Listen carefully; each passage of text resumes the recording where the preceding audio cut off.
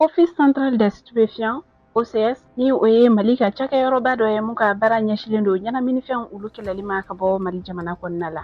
Ale ye wulikajɔba dɔw kɛ Mali marabolo caman kɔnɔna la ka kɛɲɛ ni dɔgɔ furacɛ in ye kɛrɛnkɛrɛnnenya la Kulikoro, Joyila, ale ni Bajankara. An balimaw an ka foli bɛ aw ye Maliactu ka kunnafoni kɛnɛ kan.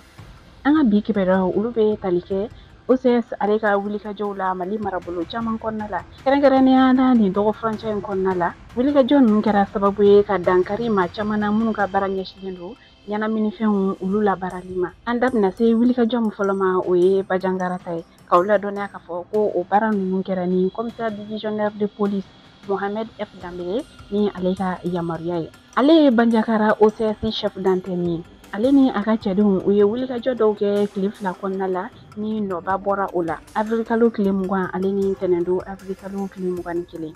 Commissaire de police Mohamed F Dambele ale ka fɔ la ko u ka wulikajɔ fɔlɔ o kɔni ye tali kɛ dugutaga mɔbili dɔ ni an b'a fɔ mɔbili min ma ko 207 o dɔ la kelen sɛgɛsɛgɛli. Ni mɔbili in kɔni kɔnɔ lajɛlen a taara sɔrɔ ko saki dɔ de bɛ yen nɔ ni o ye 50 kilo bɔrɔ ninnu ye o kɔni falen don furakuntan caman na.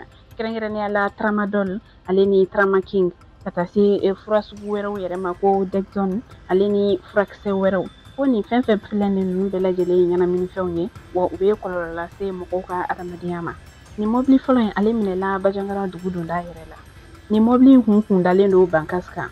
U ka wulikajɔ filanan ni o kɛra avril kalo tile 21 tɛnɛndon o kɛra Gundaka yen poste contrôle la. Sira min bɛ taa Sevare ni Bajankara ko mɔbiliba dɔ kɔnɔna la ni an b'a fɔ olu fɛnɛ ma ko 10 tonnes. OCS ka sɛgɛsɛgɛli hukumu kɔnɔna la a taara bɔ carton 27 kan yen nɔ fura dilancogo jugu dɔw la ale ni 20 litres bidon dɔw olu fɛnɛ falen essence la a yirala k'a fɔ ko ninnu fɛnɛ kun dalen don Bankasi kan. Nin fura minnu minɛla ko ninnu bɔra Mopti wa u kun kan ka taa di dɔ de ma Bankasi yen sugu la. Mɔgɔ minnu minɛla nin furabala ninnu na u kɔni ka koɲa dila kiiribolon tigilamɔgɔw ma olu ɲangilen ka kan u ka da u kan. O fɛnɛ tɛmɛlen kɔ bɔ yen nɔ an bɛ taa Joyila OCS la ni o chef d'antenne o ɲɛma ye capitaine Soma Abubakar Jara ye. Olu fɛnɛ ka wulikajɔ kɛra sababu ye ka ɲɛnaminifɛn caman minɛ fo ka taa se furakisɛw ma ale ni alcoolimafɛnw. Joyila yen dugu dɔ la ni o ye Tɔnbugu ye ani Joyila cɛ ko a bɛ kilomètre 30 ɲɔgɔnna bɔ.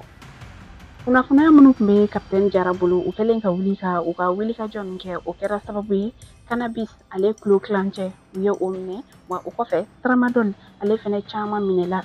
Diazepam ka tila k'o furakisɛ fɛnɛ caman minɛ ale ni sachema dɔ fɛnɛ bɛ yen nɔ ni o tɔgɔ ye ko Mirage ka tila k'o fɛnɛ caman minɛ. Ale ni minfɛn minnu yɛrɛ fɛnɛ bɛ yen nɔ ni a yiralen don k'a fɔ ko o ɲɛnaminifɛnw ka ca olu fɛnɛ buteli caman minɛla nin wulikajɔ in senfɛ.